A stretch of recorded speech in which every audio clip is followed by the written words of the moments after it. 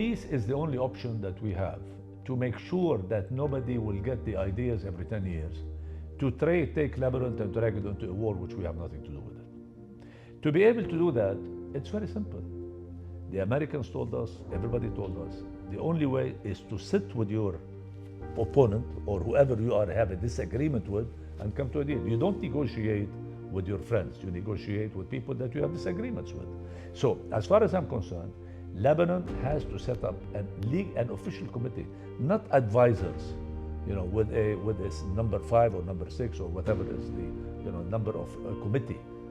Once you want to kill any decision, you create a committee. So what you need is one single individual that is authorized by the government, like the Minister of Foreign Affairs or any other minister to that effect. We're not saying it could be a Shia, it could be a Christian, it could be anybody. But you have one person with a clear mandate that we need to achieve peace with Israel. Once we do that, and once we can confirm to that other party that we are willing to implement the agreement that we did on the 27th of November and to disarm Hezbollah, then yes, we can sign peace. But if today we're going to create a committee and we claim that you need national consensus to disarm Hezbollah, why would Israel be willing to sit down and talk to you? The only option is to achieve peace, to take this country forward. Remember, we had in 1949 an armistice treaty that lasted until 1967. So it means, yes, we can achieve peace and we can basically work all together to move this country forward into prosperity and to allow it to be a better place for our children. This law has to be disbanded. This has to be removed. 1955, when the law was issued by the Arab League for the boycott of products of Israel, it wasn't meant to be used the way it's being used now. It was supposed to be a commercial boycott. Then the Syrians and after that the Hezbollah and all of this decided to turn it into a tool against anybody that would like to talk about peace with Israel. And it becomes now, basically it's a crime against the state, crime against the state. This needs to be dismantled. Now, you tell me, can we get now the parliament to approve that? Well, at least the ministry can issue, the Minister of Justice can issue a law today saying that we will suspend using this law until we get it to the parliament in order to revoke. Hezbollah has to be disbanded. Hezbollah has to be stopped, whether political or military, because there is nothing called Hezbollah military and political. Hezbollah has a deep organization in security, armament, and financial. Hezbollah, not only we need to disarm Hezbollah, we need to dry all the resources of funding, which they use the cash economy in order to survive. This needs to be stopped and stopped now. And that's another question to the government. Why haven't we stopped the Qard al-Hassan? Why we haven't stopped this illegal financial aspects from being handled? Why we are not controlling the transfer from Turkey and Iraq and other countries? We need to do that because just disarming Hezbollah and allowing their cash to stay, we will giving them time to regroup. You see, according to the Vienna Convention of 1961, Article 9, as a host country, when we say persona non grata, they have to leave. The way that they are challenging now the decision of the government, by the government of Iran on this, it's very simple. They do not want to do it. I will cut all political ties with Iran. Then they will become a people with no diplomatic force and that will force them out of the country. And this will not cause any civil war because at the end of the day, the Iran is challenging the state of Lebanon by saying, I will not respect that. So it means, why should we keep any political and any diplomatic ties with them? We should cut it and we need to show the world that we are in control of our destiny.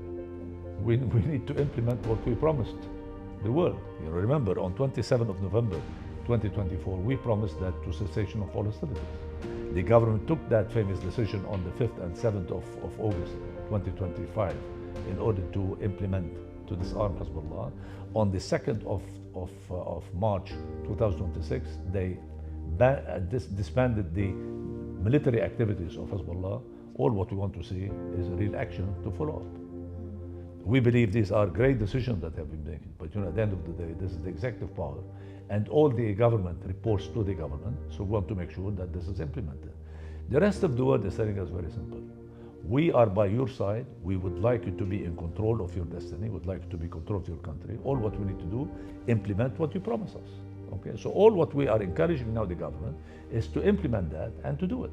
If we cannot do much about in the southern parts of Lebanon, what about Beirut? The army can step in, go into Dahi, raise the Lebanese flag, try to put checkpoints as in my plan that was published, in 5 points plan. Make sure that Beirut is controlled by this. This is what it happened in 2024. And the security in Beirut was much better than now. So what we are asking for is things that we have done before. This can be done without having to be threatening people's life as being perceived by the publicity of Hezbollah, because all what we're doing, we're protecting everybody's life by trying to get the army to be in control. Go back to 2006. The biggest mistake that the government did at that time is that they've accepted to operate through Hezbollah. So most of the people that were affected during the war in 2006 are mostly the Shiites area or the Shiite controlled areas, okay, which is the south, the Dahi, and all of these things. Instead of the government actually going and setting up all of these assistance facilities, and trying to do that, they agreed under the pressure from Hezbollah to channel everything through Hezbollah. So Hezbollah was perceived as the savior, the one that's paying the money, the one that is building homes, the one that is giving repair money and all of this.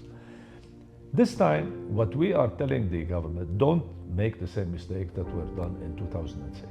Okay. For example, the sports city. Okay. Remember, this is a very important center that can house out to 8,000 or 10,000 people. Luckily for us, the army is there. So it means it's physically available. So it means we insisted that the security should be managed by the Lebanese army, not by anybody else. But in those centers, besides the sports city, if you're going to create a community of 6,000, 7,000, 8,000 people that is there, and not to be managed by the government, but to allowing NGOs close to Hezbollah to manage it, this will be becoming camps. We don't know what goes in, what goes out, and I'm sure you have heard 2 days ago that the army confiscated crates of weapons being smuggled into a couple of schools in Beirut.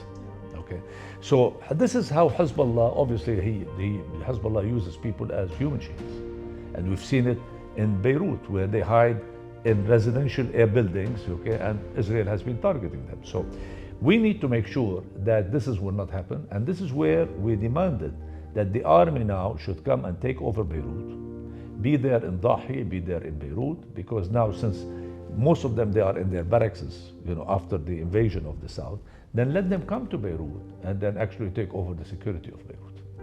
If we can do that, we will save the settlers, the displaced that are being pushed out of their homes, and of course, to save Beirut this way. What we see this time is a more centralized involvement by the government. You have the Ministry of Social Welfare and the crisis group in the Prime Minister's office. They are becoming more involved in trying to do that. But the question is that, do we have the human capacity in order to manage all of this? I don't believe we can, and we should be doing more. When we are debating the budget, if you recall, okay, there was reallocation of these reserves of $160 million for the Reconstruction Council of the South and for the Ministry of Health and a few other entities that Hezbollah politically controls.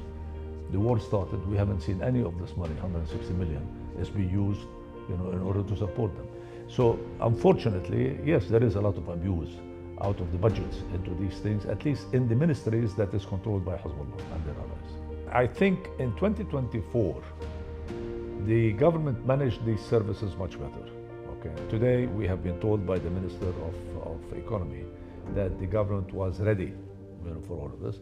Unfortunately, we don't see how ready they are in order to be dealing with that.